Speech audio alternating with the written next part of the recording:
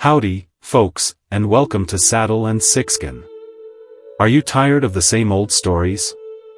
Do you crave a tale from a time when life was tough, but folks were tougher? Then you've come to the right place. We're about to spin you a yarn from the heart of Texas, a story of grit, survival, and an unexpected love. If you like what you hear, don't forget to hit that like button and subscribe to Saddle and Sixskin for more tales from the Old West.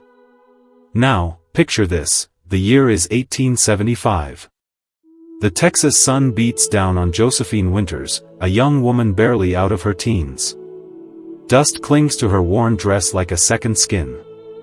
She clutches the hand of her youngest brother, Samuel Timothy, his grip weak with exhaustion. Her stomach is gnawing with hunger, a constant reminder of the 3 days they've gone without food. Each step along this barren trail is harder than the last. Her two brothers, only 8 and 10 years old, are fading fast. Can they possibly survive? It's a bleak situation, wouldn't you agree? Just a little further, Samuel Timothy, she whispers, her voice cracking from thirst. We'll find help soon. But the lie tastes bitter on her tongue. Since their parents' death from fever 2 weeks ago, they've been wandering, searching for work or shelter. Finding neither and, in desperation, Timothy stumbles and falls to his knees. His small face, once round with childish softness, has hollowed. It's a heart-wrenching scene, isn't it? The innocence of youth pitted against the harsh realities of the frontier. Samuel, slightly older but equally frail, helps Josephine pull their brother to his feet. His eyes meet hers with a silent question, how much longer can we survive? She can't answer with a straight face, or even a lie. The distant thunder of hooves interrupts the desolate silence. Josephine tenses, pulling her brothers behind her. Now, travelers could mean help or danger for a young woman and 2 small boys alone in the wilderness. Are they walking into the devil's playground? Are they finally going to get the salvation they were looking for? A cloud of dust appears on the horizon, gradually revealing a solitary rider. As he approaches, Josephine can make out a broad-shouldered silhouette, the unmistakable wide-brimmed hat of a cowboy shadowing his face. Stay behind me, she murmurs to her brothers, straightening her spine. Now, what would you do in this situation? Would you trust a stranger? Would you reveal your vulnerability? Let me know in the comments section below what you think of this, but if you're enjoying the story so far, give us a like and subscribe to Saddle and Sixskin. Despite her weakness, she wouldn't show fear, even as her heart hammers against her ribs. The rider slows his chestnut stallion as he nears them, and Josephine catches her first clear glimpse of his face. Sun-bronzed skin, a strong jaw partially hidden by several days' worth of stubble, and eyes the color of a summer storm, gray with hints of blue. He couldn't have been more than 30. Would you trust that face? Would you trust those eyes? He seems rugged, but is there a hint of kindness behind the weathered exterior? Madam, he says, tipping his hat. His gaze sweeps over her threadbare dress, then to the 2 small boys clutching at her skirts. You folks look like you could use some help. We're managing just fine, sir, Josephine replies, but with much less confidence than she had a minute before, stubborn pride that had kept them moving these past weeks, not allowing her to admit their desperation. I wonder, how many of us have been in Josephine's shoes, too proud to ask for help, even when we desperately need it? A faint smile touches the cowboy's lips. No offense intended, madam, but you don't look fine. He dismounts in one fluid motion, revealing his impressive height. Name's Mitchell Blackwood. I own the Double B Ranch about 5 miles east of here. Timothy chose that moment to sway on his feet. Mitchell moved with surprising speed for a man his size, catching the boy before he hit the ground. What's going to happen next? Will Josephine finally accept his help? Your brother needs food and water, he says, his voice gentler than his weathered appearance suggested. All of you do. Josephine wanted to protest, but Timothy's limp form in the stranger's arms silenced her objections. This man, this cowboy, might be their only chance at survival.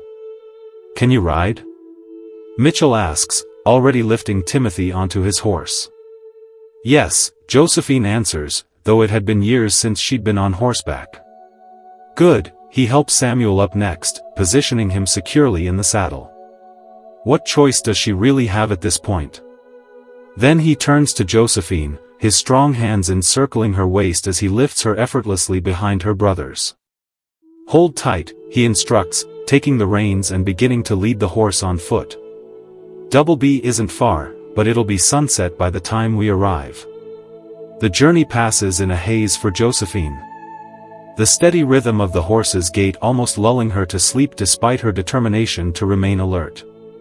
True to Mitchell's word, the sun was setting when a sprawling ranch house came into view, surrounded by several smaller structures and expansive corrals. Welcome to Double B, Mitchell says, glancing back at her with those storm-gray eyes. Not much to look at, but there's plenty of food and clean beds. As they approach, a stocky older woman emerges from the main house, wiping her hands on her apron. Now folks, this is just the halfway point, and if you're like me, you hate when someone starts to talk, and you do not finish telling the story. Just one click can continue, and to hear what happens next, click subscribe on Saddle and Sixskin. Mitchell Blackwood, who have you brought home this time? She calls, her voice carrying a hint of amusement despite the concern in her expression. Found them on the North Trail, Mrs. Hoffman, he answers, helping Samuel down from the horse. They need food and rest. I can see that plain as day, Mrs. Hoffman replies, already reaching for Timothy. Her weathered face softens as she takes in the boy's condition. Poor lamb's half-starved. Josephine slides from the horse, her legs nearly buckling beneath her. Mitchell's hand catches her elbow, steadying her with surprising gentleness. Thank you, she whispers, the words inadequate for the gratitude flooding through her. Is this the start of something more than just a rescue? Can Josephine really find a home here? No need for thanks, he replies. Let's get you and your brothers fed. The kitchen was warm and filled with the mouth-watering aroma of stew. Mrs. Hoffman, the housekeeper, Josephine soon learns, wastes no time ladling generous portions into bowls, while Mitchell pours fresh milk for the boys. Eat slowly, Mrs. Hoffman cautions as Timothy and Samuel devour their food. Your stomachs need time to remember what food is. This is something that I wish my mother could tell me all the time, because I will scarf down some food really quick like. Josephine tries to follow the advice, but the rich stew is the first real meal they've had in days.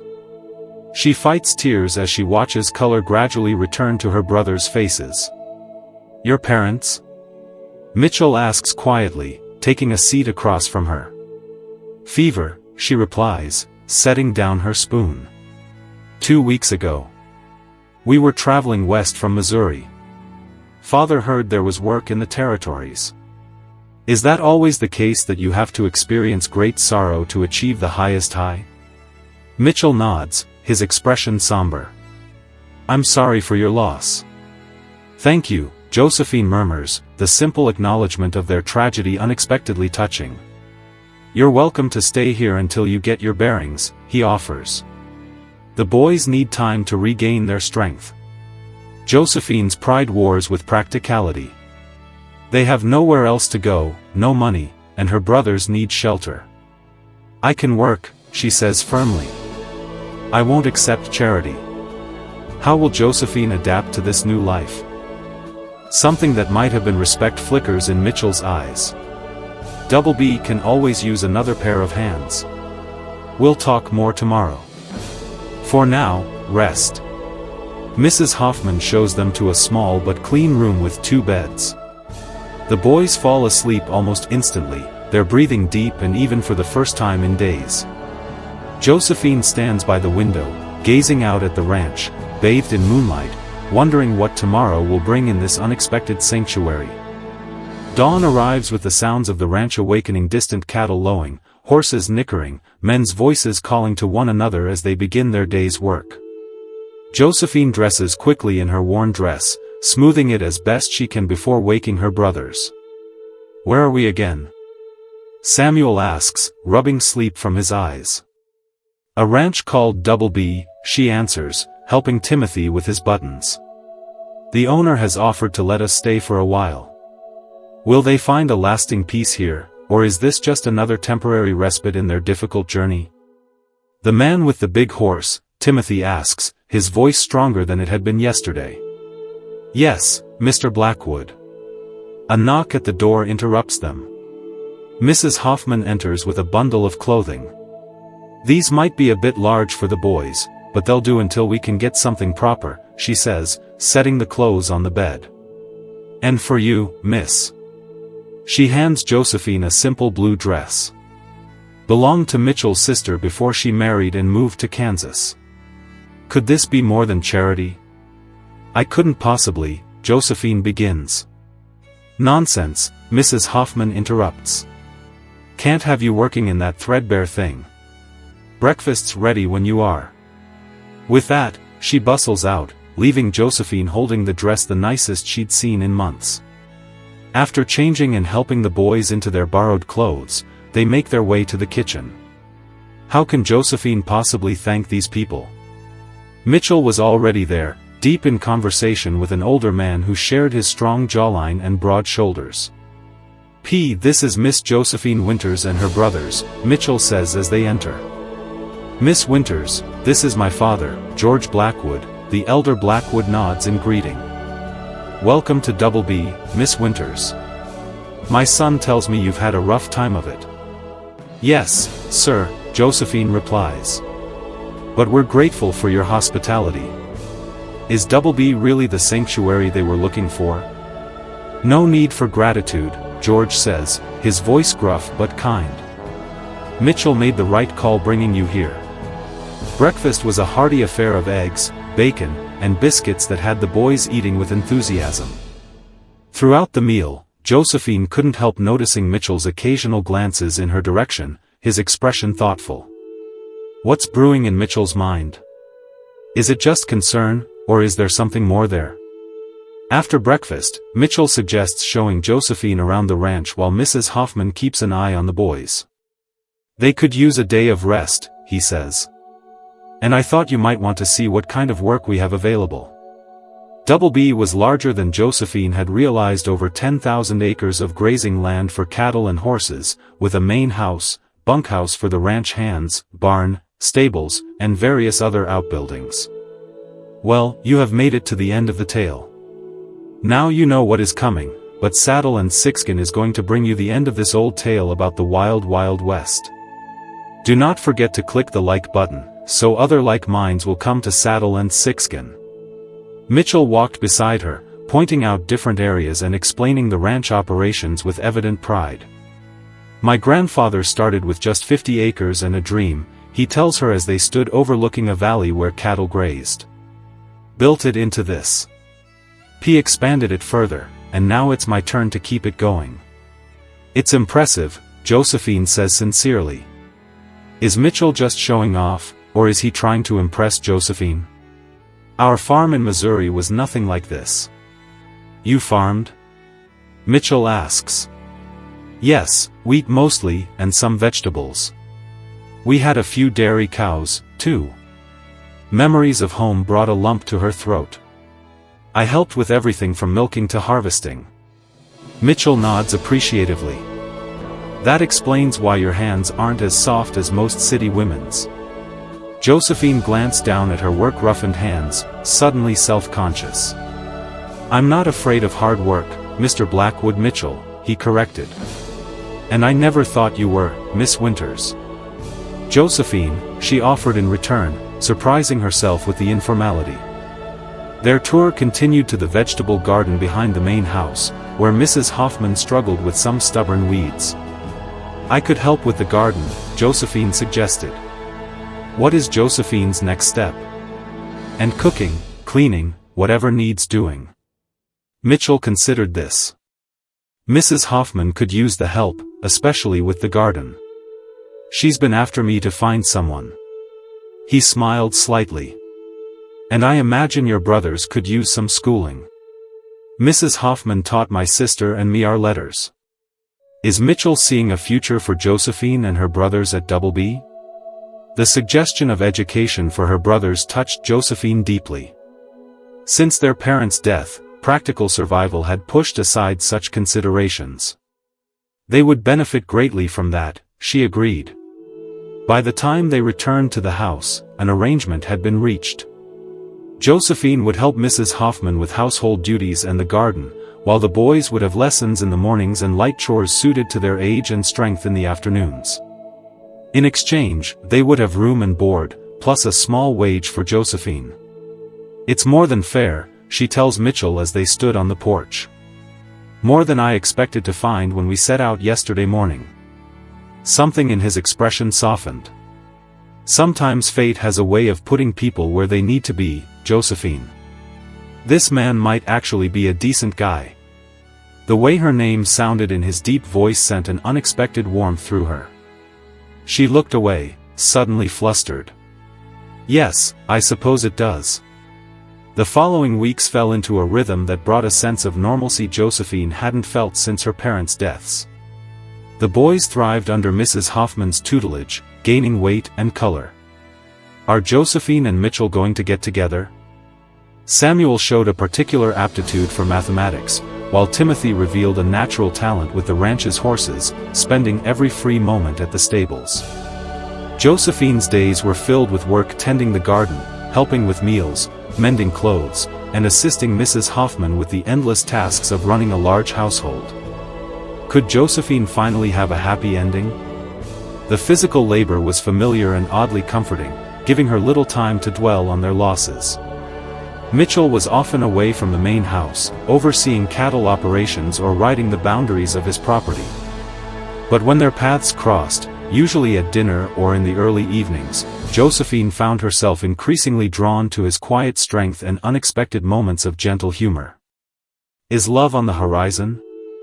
One evening, about a month after their arrival, Josephine sat on the porch, mending one of Samuel's shirts. The setting sun painted the landscape in fiery oranges and reds, the beauty of it momentarily stilling her hands. Quite a sight, isn't it? Mitchell's voice came from behind her. She turned to find him leaning against the doorframe, his tall frame silhouetted by the light from inside. It's beautiful, she agreed. I don't think I'll ever tire of it. He stepped forward, taking a seat in the rocking chair beside her. How are you settling in? Well, I think the boys are certainly thriving. She set aside her mending.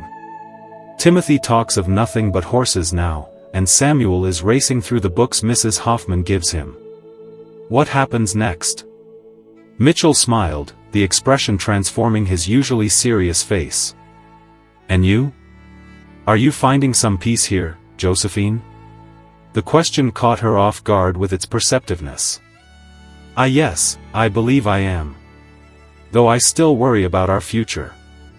That's only natural. He leaned forward, resting his elbows on his knees. But you should know you're welcome here as long as you wish to stay. Are they going to kiss? Their eyes met, and something unspoken passed between them. A current of understanding that made Josephine's heart beat faster. Before she could respond, Timothy burst through the door, excitedly describing the new foal born in the stables that afternoon. The moment passed, but Josephine found herself thinking about it later as she lay in bed. Mitchell Blackwood was unlike any man she'd known, strong yet gentle, commanding yet kind. She'd caught him watching her sometimes with an expression she couldn't quite decipher. And it stirred feelings she hadn't expected to experience again after the trauma of recent months. The following day brought unexpected excitement. A thunderstorm rolled in during the afternoon, sending ranch hands scrambling to secure equipment and animals. What will they do? Josephine was in the garden, hurriedly harvesting vegetables that might be damaged by the heavy rain, when Mitchell appeared. Leave those, he called over the rising wind. Storm's coming in faster than we thought. No sooner had he spoken than the skies opened, rain falling in sheets. Mitchell grabbed her hand, pulling her toward the house. They were both soaked by the time they reached the porch, laughing breathlessly at their failed attempt to outrun the downpour. "You look like a drowned cat," Mitchell said, his eyes crinkling at the corners. Josephine pushed wet hair from her face, suddenly aware of how close they were standing.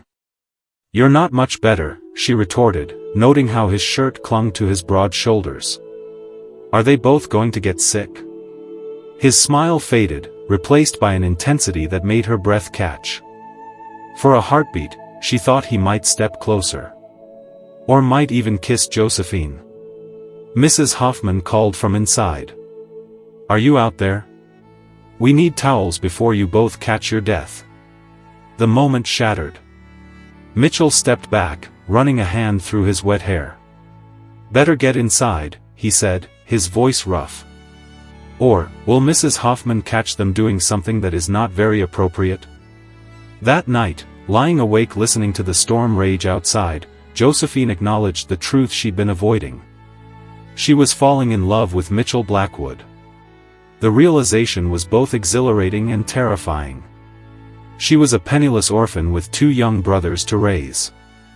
He was a successful rancher with responsibilities to his land and legacy. What will they do? What future could there possibly be in such feelings? Summer deepened into autumn, bringing cooler temperatures and changing the landscape from vibrant greens to golden browns. The cattle drive to market kept Mitchell away for 2 weeks, the longest he'd been absent since bringing Josephine and her brothers to Double B. Will they make it? She was surprised by how much she missed his presence. The sound of his boots on the porch in the evening. His deep laugh when Timothy shared some childhood observation, the quiet moments when they would sit together after dinner while he told her stories of the ranch's history.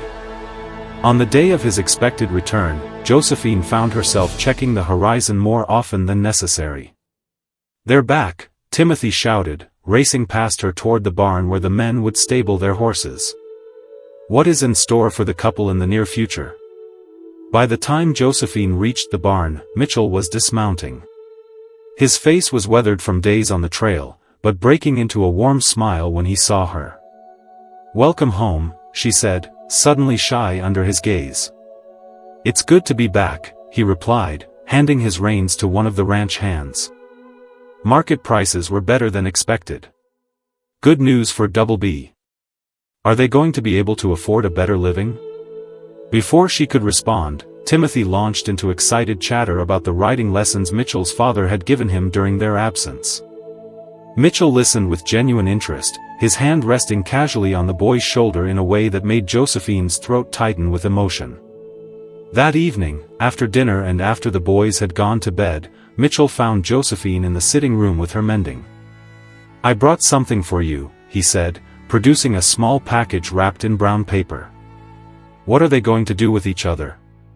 Surprised, Josephine set aside her sewing and accepted the gift. Inside was a book of poetry, Tennyson, one of her favorites that she'd mentioned once in passing.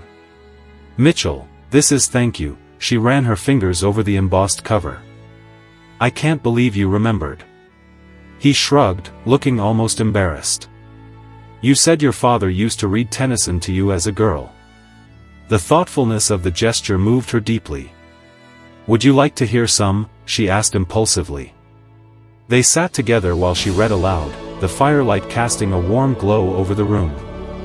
When she finished a particularly beautiful passage, she looked up to find Mitchell watching her with such tenderness that words failed her.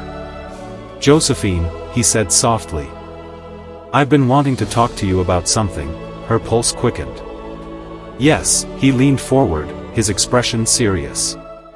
"These past months, having you and the boys here, it's changed things, changed me."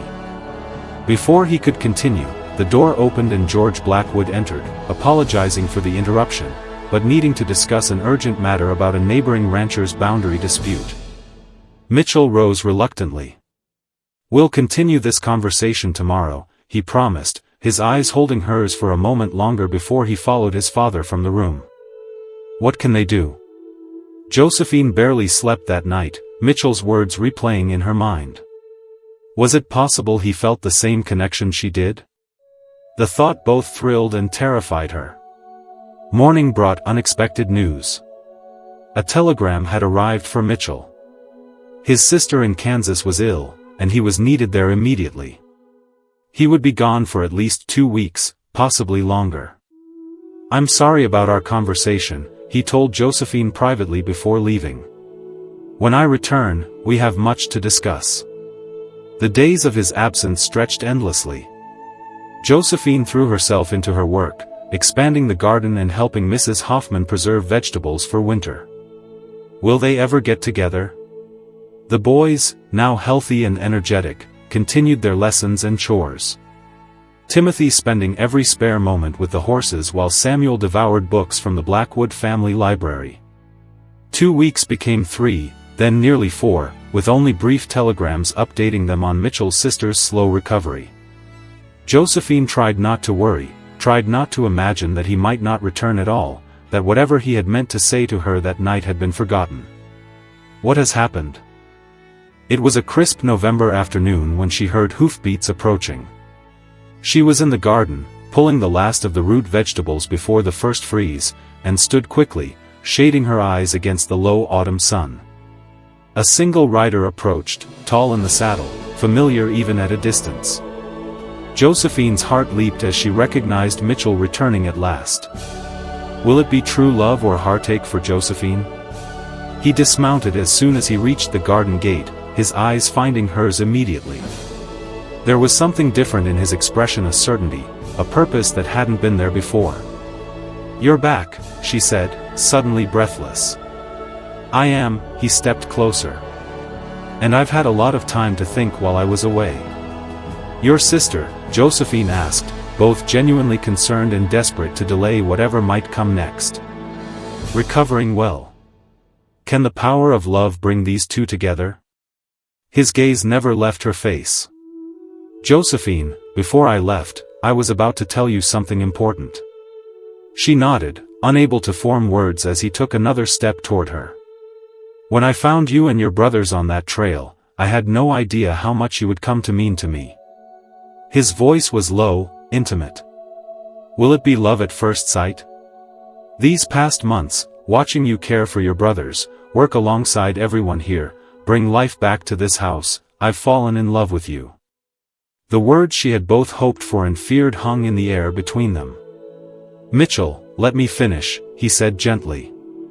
"I know your focus has been on providing for your brothers, on survival. Congratulations to those who got through to the end. We have traveled alongside with Josephine, a story of grit and hope. If you like Saddle and Sixskin, continue to subscribe and push the like button and find out what we have in store for you on the next video. I know romance might be the last thing on your mind, but I had to tell you how I feel and to ask if there's any chance you might someday return those feelings." Tears filled her eyes, not from sadness, but from an overwhelming rush of emotion. "Not someday," she whispered. "Now I love you, too, Mitchell. I have for months." Can she believe that she is being loved and cared for? The joy that transformed his face was breathtaking. He closed the distance between them, his hands coming up to frame her face with infinite tenderness. "May I kiss you, Josephine Winters?" Her answer was to rise on tiptoes, meeting his lips with her own. The kiss was gentle at first, then deepened with months of unspoken longing. His arms encircled her waist, drawing her closer as her arms wound around his neck. Will they find each other? When they finally parted, both breathless, Mitchell rested his forehead against hers. "I should have done that before I left," he murmured. She laughed softly. Better late than never. That evening, after the boys were asleep, Mitchell and Josephine sat together on the porch swing, her hand in his as they discussed the future. Can the power of family overcome any obstacles? "I want to marry you, Josephine," he said simply. "I want to help you raise your brothers, to build a life here with you at Double B." "Are you certain?" she asked, still hardly believing this was real. Taking on a wife is one thing, but 2 young boys as well. Mitchell smiled, lifting her hand to press a kiss to her palm. "How will they do with their future? I love those boys nearly as much as I love their sister. They belong here just as you do." Tears pricked her eyes again. "Then, yes, Mitchell Blackwood, I will marry you." Their wedding took place in early December, a small ceremony in the ranch house with only family and ranch hands in attendance. The cowboy did it again. Mrs. Hoffman outdid herself with the wedding feast, and George Blackwood proudly gave Josephine away in place of her father. Timothy and Samuel stood solemnly at their sister's side, dressed in new suits that Mitchell had ordered from Denver. When the minister pronounced them husband and wife, both boys cheered louder than anyone, their acceptance of their new brother-in-law complete and wholehearted. Can the power of love bring these two together? That night, after the celebration had ended and they were finally alone in the master bedroom. "Now, there's Mitchell," took Josephine in his arms. "When I found you on that trail," he murmured against her hair. "You looked at me with such fierce determination even while starving. I admired your courage then, but I had no idea I was meeting the woman who would become my heart. Can they really believe that they are going to last together forever?" Josephine leaned into his embrace, marveling at the journey that had brought them here. "I was so afraid that day, afraid for my brothers, afraid of you. Afraid of the future. Now I can't imagine any life but this one." "You'll never need to be afraid again," Mitchell promised, tilting her face up to his. "Not while I draw breath." As the sun sets, the love that they have given to one another has only increased. Their kiss sealed the promise, passion mingling with tenderness as they began their life together. Spring arrived the following year, bringing new life to Double B Ranch. Cattle calved, mares foaled, and the garden Josephine had expanded flourished under her care. Timothy, now 9, had become Mitchell's shadow, learning ranching skills with unbridled enthusiasm. As the sun set, what did they have? Samuel, at 11, divided his time between books and helping with the ranch accounts, showing a head for business that impressed even George Blackwood. And Josephine, her hand resting on the gentle swell of her belly where their child grew, watched from the porch as Mitchell taught Timothy to throw a lasso in the yard. They truly had their life, now. Her heart was full beyond measure from the starving, desperate young woman on that dusty trail to the wife, sister, and soon-to-be mother she was now. "Penny, for your thoughts, Mrs. Blackwood," Mitchell called, noticing her watching them. "Just counting my blessings," she replied with a smile. And finding them too numerous to count, he handed the rope to Timothy and walked to the porch, taking a seat beside her and placing his hand over hers on her stomach. "What blessings did they have? How are you feeling today?" "Wonderful," she said truthfully. "Dr. Wilson says everything is progressing perfectly." Mitchell's eyes, those storm-gray eyes that had first captured her attention, crinkled with happiness. "I never thought I could be this happy," he confessed quietly. "Thank you for that gift, Josephine." She leaned against his shoulder, content in the knowledge that hunger of both body and heart was far behind them. "Will everything go perfectly from here?" "The gift has been mine, Mitchell. You saved us that day on the trail, but you've given me so much more than survival." "We saved each other," he corrected, pressing a kiss to her temple, "and we have a lifetime ahead to be grateful for it." As the sun set over Double B Ranch, painting the sky in the same fiery hues that had captivated Josephine on her first evening there, she knew with absolute certainty that fate had indeed put her exactly where she needed to be, in the arms of a cowboy, who had seen 3 starving souls on a lonely trail, and brought them home to love. And that's the story, folks. I hope you enjoyed this tale from the Old West. It's a reminder that even in the darkest of times, hope and love can blossom in the most unexpected places. So, what are your thoughts? Did you enjoy this story? Leave a comment below and let me know. And if you did, don't forget to give us a thumbs up and subscribe to Saddle and Sixskin for more stories from the Wild West. I love hearing from you all, so drop a comment below. Saddle and Sixskin is all about the community, and we want to know what you would like us to upload and keep you excited. Until next time, happy trails. Summer turned to autumn, and with the harvest came their daughter, Margaret Rose Blackwood, born with her father's storm-gray eyes and her mother's determination. The birth was difficult, but with Mitchell holding her hand through each pain and Mississippi Hoffman's experienced assistance, Josephine delivered a healthy, robust baby girl just as the first light of dawn broke over the eastern horizon. And this is the journey we are on.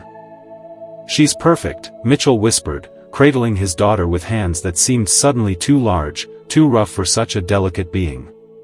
His eyes, when they met Josephine's, shimmered with unshed tears just like her mother. Timothy and Samuel, who had waited anxiously outside the bedroom door all night, were finally allowed in to meet their niece. This is one of the last stops on this journey. Their initial shyness around the tiny infant quickly gave way to fierce protectiveness. "I'll teach her to ride when she's big enough," Timothy declared solemnly. "And I'll teach her to read," Samuel added. Not to be outdone, Josephine exchanged an amused glance with Mitchell. "It seems our daughter will have no shortage of teachers," she observed. "Or love," Mitchell added softly. And the journey continues. The addition of Margaret Maggie, as Timothy immediately dubbed her, completed their family in a way none of them had anticipated. The little girl became the center of the household, adored not only by her parents and uncles, but by her grandfather and Mrs. Hoffman as well. Can there be love? As Maggie grew from infant to toddler, Josephine sometimes marveled at the changes in Mitchell. The serious, reserved rancher she'd first met had given way to a man who thought nothing of spending an hour on the floor playing with his daughter, or riding with her perched before him in the saddle, her delighted squeals echoing across the ranch. As the day turns to night, what did we learn today? When Maggie was 3, Timothy, now 12 and already showing promise as a horseman, approached Mitchell with an idea that would change their lives once again. "I think we should breed horses," he said one evening after dinner, his young face serious. "Not just for ranch work, but good stock for racing and carriages. Can anyone stop them?" "There's money in it," Mitchell considered the boy thoughtfully. "It's a big undertaking, would require new pastures, different bloodlines." "I've been reading about it," Timothy persisted. "And talking to Mr. Jackson when he brought that thoroughbred stallion through last month." Josephine, listening from her seat by the fire where she was mending one of Samuel's shirts, recognized the look in Mitchell's eyes, the same one he'd had when he'd first told her he loved her. What would they learn in the long run? The look of a man who had made up his mind. "Tell you what," Mitchell said, resting a hand on Timothy's shoulder. "You work up a plan, costs, requirements, potential returns, and we'll discuss it with Samuel and your sister. If it makes sense, we'll give it a try." Timothy's face lit up with excitement. "Really? Really?" Mitchell confirmed. "This ranch will be yours and Samuel's someday, too. About time you started having a say in its direction. How would this ranch continue?" The horse breeding operation began the following spring, with Timothy's careful research guiding their initial purchases. Samuel, 14 now, and showing remarkable business acumen, managed the financial aspects while continuing his education through correspondence courses Mitchell arranged from a school in Boston. How would this affect them? Double B's reputation for quality horses grew steadily over the next few years, bringing new prosperity to the ranch. Maggie, growing into a spirited young girl with her father's confidence and her mother's compassion, delighted in the foal born each spring, naming each one with thoughtful consideration. Will the love endure? On the evening of their 10th wedding anniversary, Mitchell took Josephine for a ride to the spot where he had first found her and her brothers. The landscape had changed little, the same rolling hills, the same vast sky overhead, but everything else in their lives had transformed beyond recognition. What do you think happened? Do you ever think about that day? Mitchell asked as they dismounted, spreading a blanket beneath a solitary oak tree. Josephine sat beside him, leaning against his solid warmth. Often, she admitted. I was so afraid, Mitchell, so desperate. He wrapped an arm around her shoulders. You were the strongest woman I'd ever seen.